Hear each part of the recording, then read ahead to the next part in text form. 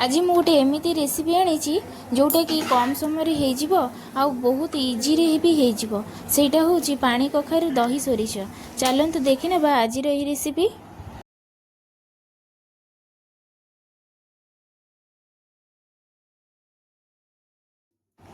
पानी कखारु को एमती मु सरू सरू करिकी काटी नहीं आसी। यही रेसिपी रे पानी कखारु को बहुत सरू सरू करी काटिबा को पड़े। आ पानी कखारुटा एते नरम थिला जे ता देहरु मंजी भी बाहर नथिला। से एते बढ़िया पूरा कसी पानी की खटे थिला। मु एमती ताकू छोट छोट करिकी काटी देइची जेमती हमर नॉर्मल आलू जेमती हमें भाजू सरू सरू करी सेई टाइप रो मु काटी देइची। आउ तापरे नै जेइची दही।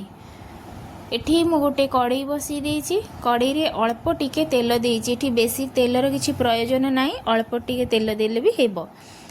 तो कौन करा लंका और सोरिष देदेली। आ फुटण जदि आप देवाक चाहिए देवे कहीं फुटण टे पिता पिता लगे से टेस्ट एत भल आसे ना। मुझे सोरिष फुटे देइची। तापर देदेली पानी कखारु को। पानी कखारु दे सारापर से देदेबा स्वाद अनुसार लुण। लुण देकी टिके एपट सेपट करदे कर सारिकी से देदेबा दही। दही की मुझे फेंटिकी रखीदी सेटा को भी देदेली। तापर दही जगटा को धोईके पुणी आउ टिके से दही पानीटा देदेली। देकी मु सेतिकी ही पानी देइची। आ बेसी पानी मुठी दौनी एबे कहीं पानी कखारु रे एमती पानी बाहर से पुणी लुण दे देइची। एटा टिके पानी बाहर अल्प टिके चीनी देदेबा। पानी कखारुटा टिके पाणीचिया लगिबो सेथिपई अल्प टिके चीनी देदेबा। बेसी चीनी दबानी जेमती तरकारी रे पड़े सेई टाइप रे हमें चीनी देदेबा। आउ एठी हळदी पड़े ना एई रेसिपी रे।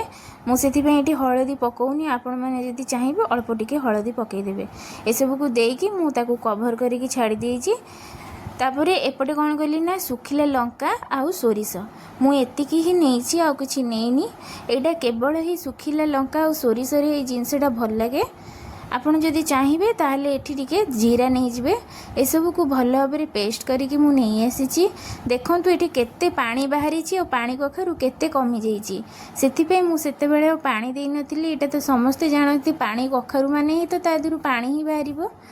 आउ सेथिपई मु बेसी एठी पानी देई नथिली। देखंतु केते पूरा कमी जाईची। बढ़िया कर भी सिझी भी जाईची भल भाबरे। सोरिष को पेस्ट करी रखी सेटा को एने मु ता देरे देई दूची। देई सारिकी एठी आउ टिके भल भाबरे मु मिक्स कर देबी मसला सहित कखारु को भल भाबरे मिक्स कर देबा। आउ एठी पूरा सोरिषटा को चिकन करिकी बाटिबे कहीं ना ये हलदी जेहेतु पड़ूनी सोरिषटा पूरा पिता पिता लगे। टिके खदड़िया जदि रही सोरिष पूरा पिता लगे से पूरा चिकन करिकी पेस्ट करिकी आनिबे। तापर भल भाव मु मिक्स कर सारा पर आउ थे कभर कर दूची से जमी पानीटा सुखिब। आउ टिके देखो ये पानी पूरा बढ़िया भाव में पूरा फुटी फुटी तारा पूरा जमती हवा कथा ग्रेवी से टाइप रही। बेसी सुखिला नुह कि बेसी पतला भी नुह। देखंतु एई टाइप रे टिके सुपसुपिया हेकी रहिबो जेमती खाइबा पई भी भल लागिबो। झोलटा जेमती टिके मुहरे लागुथिबो खट्टा खट्टा मीठा मीठा और राग राग। एई टाइप रो पानी कखारु निश्चय थरे आपण माने घरे करिकी देखंतु देखिबे बहुत ही बढ़िया लागिबो। पानी कखारु हो गलानी।